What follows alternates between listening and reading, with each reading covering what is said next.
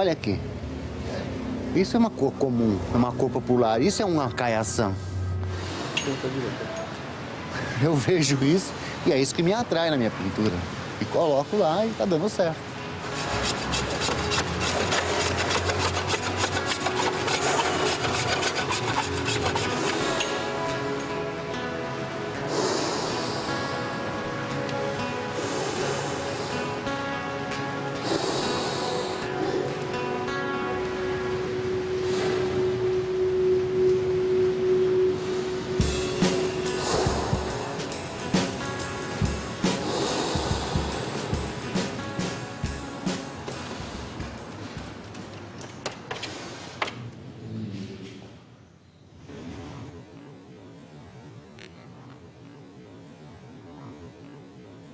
O amarelo tomou conta por causa do Fajardo. Esteve na minha oficina um dia e viu uns trabalhos que estavam lá, todos amarelos, muito amarelo. E ele me contou uma história sobre o amarelo que o Eduardo Suede tinha contado para ele. Então, o Suede disse que estava em casa, tranquilão, batem na porta. Ele vai atender, era um amarelo. Quando ele abriu, foi falar bom dia, o amarelo tchuf, entrou. Ele fechou a porta, olhou, o amarelo estava sentado no sofá. Enquanto ele foi caminhar, o amarelo pegou o uísque e começou a beber. Então ele falou, cuidado, o amarelo toma conta. Por isso, eu botei o nome desse trabalho de O Amarelo Tomou Conta.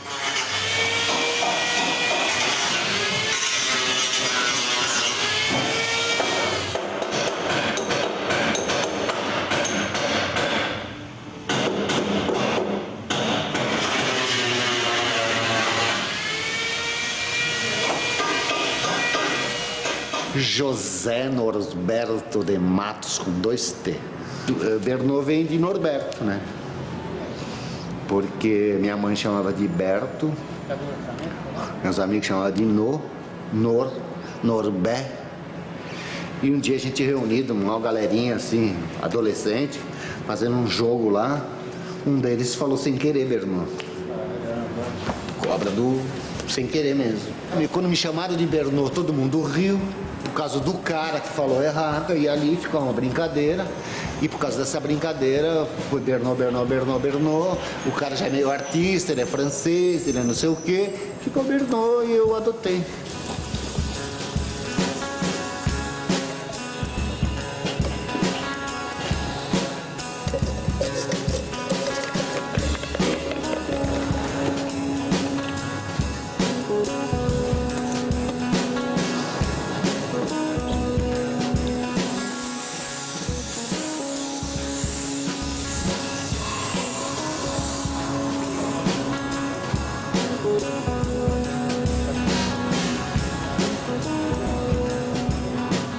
A partir do momento que o Rodrigo Naves esteve aqui nessa oficina para fazer uma porrada na traseira do carro dele, mudou tudo. Enquanto o Sidney fazia o orçamento do carro dele, ele entrou, viu tudo que eu tinha aqui e falou, meu, você é bom pra caralho. Ficou bem legal isso. Bem legal a matéria da pintura. E vocês podem ver que é a matéria da pintura mesmo. Aquilo é matéria, né? Tudo meu trabalho é matéria.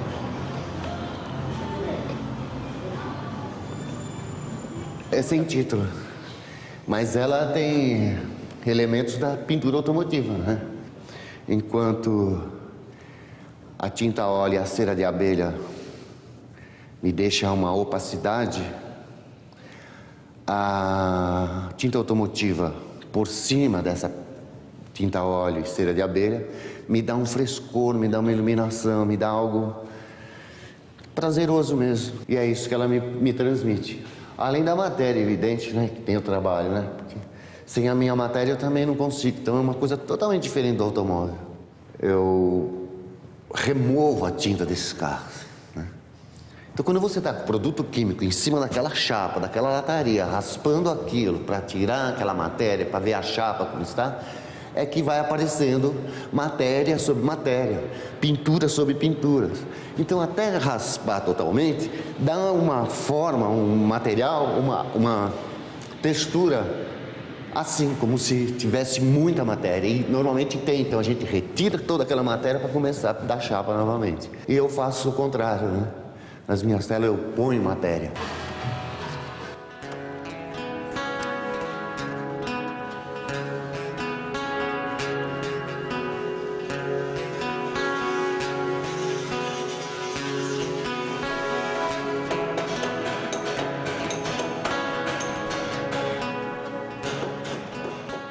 Minha mãe não queria que eu ficasse na rua, ela trabalhava. Meu pai era cabeleireiro, mas era um dançarino.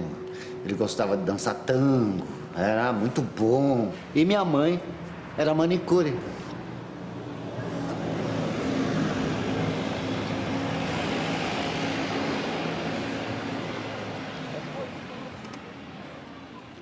Minha infância e adolescência foi aqui nesse bairro, nesse vale.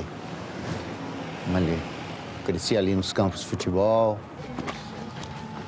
Eu fui fazer mecânica de automóvel, mas dentro da mecânica do automóvel começou a me despertar essas pinturas. Eu só ficava nas sessões de pintura. Enfim, a pintura acho que está comigo já desde muito tempo, está encalacrada. Né? Mas tem uma coisa interessante, porque eu trabalhava numa concessionária, Willys, era garoto. E essa concessionária, ela competia corridas de automóvel. E o que mais me fascinava era estar pintando esses carros que iam correr. E assim acho que eu fui sentindo esse prazer de pintar carro ali, nesse momento. Eu não tinha o quê? Eu não tinha 18 anos. Depois de um tempo eu fui estudar, porque eu já estava com o saco cheio. Eu tinha estudado o Senai, era um técnico em motores, era um especialista em suspensão, sabia tudo, já tinha alinhado a direção de vários carros de corrida, sabia tudo sobre o sistema. Eu ganhava uma mixaria, eu era um bom desenhista mecânico, mas me parecia que ali faltava um pouco de vida. Então a arquitetura me parecia uma liberdade e um aprendizado também legal. Eu fui estudar desenho de arquitetura. Um cliente dessa empresa que eu trabalhava, a gente era um engenheiro, e eu dizia a ele que estava meio revoltado. Ele me viu muito nervoso trabalhando no carro dele, e eu disse para ele que já estava estudando desenho de arquitetura, projetos há 2 anos. Ele falou: meu, vai lá no meu escritório fazer um teste. E eu fui. Ele me deu uma plantinha de uma residência, desenvolvi a plantinha, e ele me contratou, ganhando o dobro do que eu ganhava. Pô, isso pra mim foi uma conquista, né? Porra. Quer dizer que valeu a pena eu ter estudado. E o que é legal é que o arquiteto principal, que era meu chefe, ele tinha uma questão com a contemporaneidade, com essa coisa da arquitetura contemporânea, e isso foi me despertando o que era contemporâneo, né? Isso nos anos 70. E isso foi minha busca. Nos muros, nas pinturas, das paredes, nos portões, já tem ali elementos da minha pintura. Olha essa caixinha do correio. Isso é uma composição, né? Isso é um quadro, né? Ó. Isso é um quadro, né? Ó. Quer dizer, quem consegue ver isso? Ninguém, né? Só quem tá com o olhar apurado, né? Eu não pinto isso, eu não retrato essas casas nem nada, mas eu extraio delas elementos formais e cromáticos pro meu trabalho. É simples. Olha aquele portão. Olha lá. Tinta pintada e a parte enferrujada tá descascado. Tá aqui. Não precisa ir muito longe, entendeu? Tem a parte branca, tem a parte descascada. Então, o descascado, o ferrugem é a memória do portão. Aqui tem cor, aqui tem matéria, olha. Olha aqui, tá desbotado, ele tá queimado, mas você vê, se isso fosse repintado, é claro que ele estaria mostrando também elementos da pintura que eu faço. O que eu quero dizer é que o portão, por estar abandonado, ele tem uma composição estrutural bonita. Os muros, olha. Tá vendo? Meu, tem uma memória lá do tijolo, da composição do tijolo que tá lá embaixo. Tem essa parte de fora, tem a parte branca, tem a parte azul, tem a tinta. Então você vê que tem uma memória forte.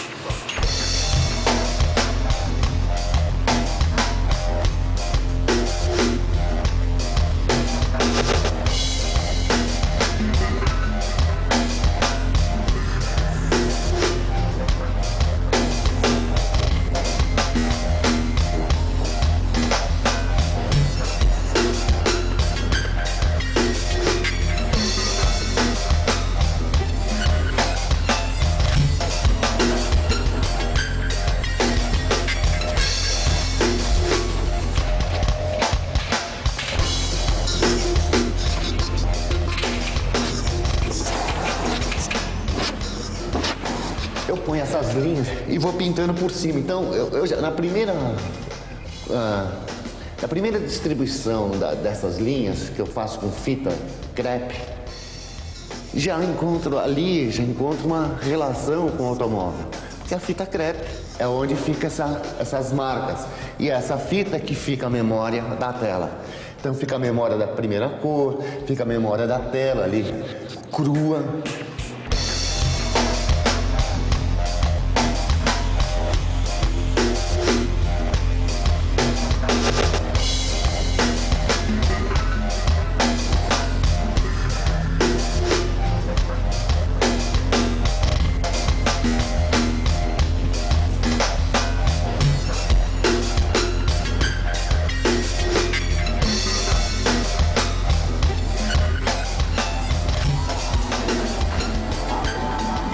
Ainda não está pronto. Ainda estou no processo. Não, aí começam as minhas questões, entendeu? O que tá bom, o que não tá. E quando eu achar que tá pronto, já não é mais meu. Aí o tempo foi passando, eu comecei a perceber que tinha um segmento de pinturas de moto e tudo mais, de automóvel e tudo mais, no final dos anos 70, começo dos 80, que eu montei a minha primeira oficina. Então, nessa primeira oficina, eu peguei todo o meu dinheiro, montei a oficina junto com um irmão, esse que faleceu, e ali eu comecei a minha vida de pintor. Então eu pintava moto, eu pintava tudo. Porque eu acreditava que isso ia me dar condição de sustentar minha família e de estudar. O primeiro vestibular que eu fiz, eu passei em 8º lugar na Faculdade de Belas Artes, mas o fato da minha mulher estar grávida e nós já estarmos em conflito de relacionamento, eu fui passando, eu cancelei e esperei. Quando teve o novo vestibular, eu fui e fiz um novo vestibular na Faculdade de Belas Artes, passei em 20º. Falei, bom, agora é o seguinte, a mulher pode me abandonar, os filhos podem ficar embora, pode ser os cambal. Eu não saio da escola. Minha mulher me abandonou no 2º ano da faculdade. E aí foi punk. Foi aí que eu me envolvi com drogas pesadas, me envolvi com um monte de coisa, andava armado, a vida não tem mais sentido pra mim. Andava armado não porque eu era malandro, porque era ou coisa assim. Andava armado porque eu tava aí pra qualquer parada, a vida não tinha mais sentido. Porque eu não casei pra separar, eu casei pra ter uma família. Eu fiquei com a febre do rato, que nem dizem aí. Entendeu? Porque a vida vai te levando a... Você fala, pô, eu tenho que viver, tenho que sobreviver. Mas eu superei. Saí por cima, fui, me formei, saí de lá premiado, com um monte de amigos. Minha filha cresceu, tá linda e ninguém sentiu minha falta. Dessa distância é cor. É cor, né? Porque você veja a composição.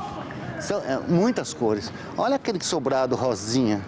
Pô, esse rosinha tá na minha tela lá na galeria. Tem uma igrejinha logo ali, que tem um cinzento também, branco. Pô, meu, é uma cor linda, sabe? E são as coisas que eu vou buscando. Olha lá o violeta lá em cima. Junto com o mostarda. E é daqui que eu vou tirando meus elementos da pintura.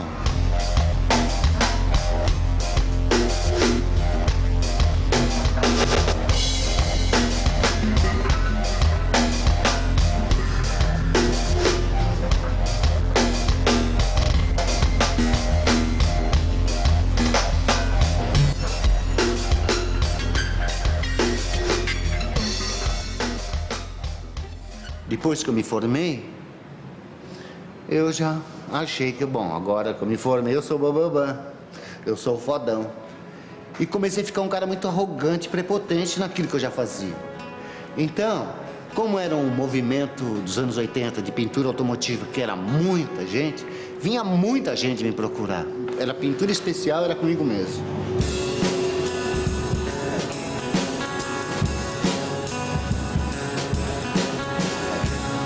Então, acho que eu sempre soube lidar com as cores, porque mesmo essas pinturas dos anos 70, final dos anos 70, começo dos 80, tudo, são pinturas bonitas até.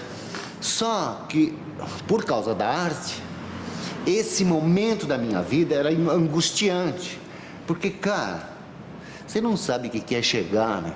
Um indivíduo que mal sabe falar, que mal sabe se vestir, encostar uma picape na porta da oficina, no pescoço dele, $1 milhão de correntinha, no pulso, dinheiro que não acaba mais, com as calças arregaçadas, a camisa aberta, fedendo e querendo fazer uma personalização. Ah, bicho, esses caras sofriam comigo, né? Porque eu não tava ligando pro dinheiro deles. Você viu?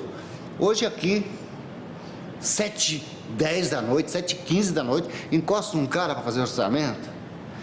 Não me interessa nem saber quem é ele, com a Honda dele, de última geração. Aliás, o que tinha para fazer naquela Honda, hein? Para-choque. Quer dizer que um cara desse, que tem um veículo... Olha só, cara, se liga. O cara tem um Honda, que ano é, nem?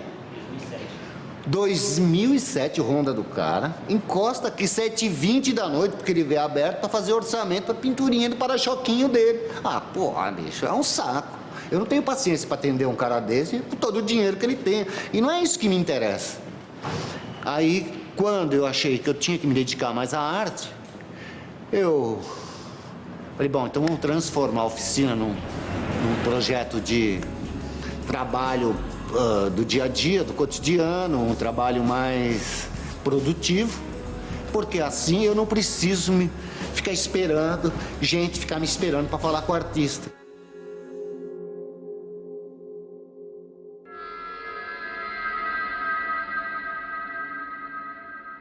Sempre fui muito habilidoso. Eu entrei na filosofia sem querer, porque eu falei, pô, o que o cara pensava para pintar essa pintura? Para fazer essa pintura? Claro, ele pensava estética, ele tinha um pensamento que levava a ele, era o conhecimento. E era isso que eu precisava saber. E fui estudar com o Paulo Pasta. E fiquei 3 anos com o Paulo Pasta, e o Paulo foi a grande figura da minha vida. De vez em quando ainda converso, porra, Paulo, eu tô com uns problemas assim. Como eu tive um problema recentemente, bem engraçado isso. Eu liguei pra ele e falei, Paulo, porra, eu tô desesperado. Minhas telas estão rachando tudo, cara. E eu não sei o que eu faço. Eu já mudei as ceras, eu já mudei as tintas, eu já fiz tudo, Paulo. E eu não sei o que faço. Ele falou, ô Zé, olha, precisa ver bem essa cera, se ela não é batizada com parafina, cara. Porque isso com a parafina racha tudo. Eu falei, não sei, Paulo, eu já mudei cera, já mudei tudo, já fiz tudo, não sei o que eu faço. Ele falou assim, ô Zé, é difícil essa hora, né? Parece que a gente tá sozinho no mundo.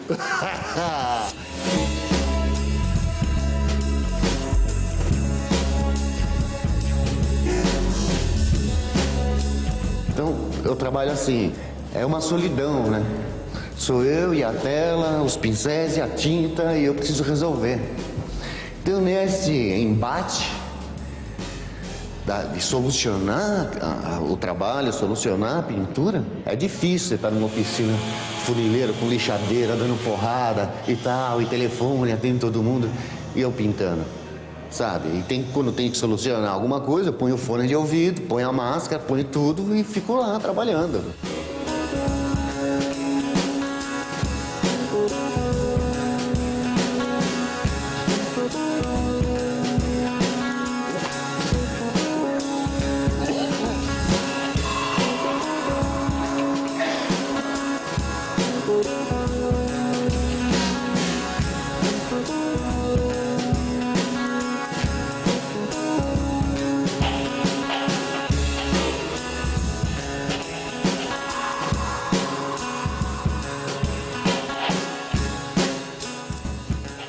Agora, na questão do geométrico, eu não sei, cara. Eu fui projetista de arquitetura há 10 anos. Tudo aqui é muita cor, cara. Sou eu, né? Essa oficina sou eu. É tão bacana, sabe? Quando eu penso que fiz um trabalho de pintura, fiz uma tela, e que essa tela vou colocá-la no mundo, e que ela vai tornar o mundo mais bonito.